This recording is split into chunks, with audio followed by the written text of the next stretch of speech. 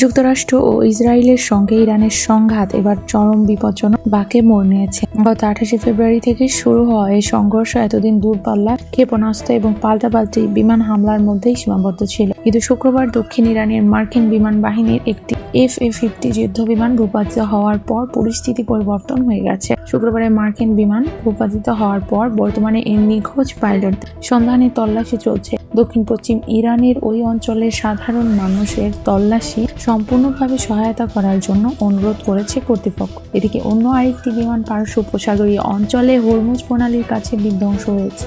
ইরানি সামরিক বাহিনীর দাবি, ওই ওয়াটহক বিমানটি তারা গুলি করে নামিয়েছে এবং সেই বিমানের পাইলটদের খোঁজা হচ্ছে। এদিকে ব্রিটিশ গণমাধ্যম দি টেলিগ্রাফ জানিয়েছে, বিধ্বস্ত বিমানগুলোর নিখোঁজ পাইলটদের এবং ক্রুদের যে কোনো মূল্যে উদ্ধার করতে হবে। ইতিমধ্যে সরাসরি ইরানের মূল ভূখণ্ডে প্রবেশ করেছে মার্কিন বাহিনীর কমান্ডাররা। এই পরিস্থিতি চলমান সংঘাতে আরো উত্তপ্ত হয়ে উঠেছে। অন্যদিকে যুদ্ধ শুরু থেকে প্রতি রাতে ইরানের রাজপথে তুমুল উল্লাস করতে দেখা গেছে নাগরিকদের।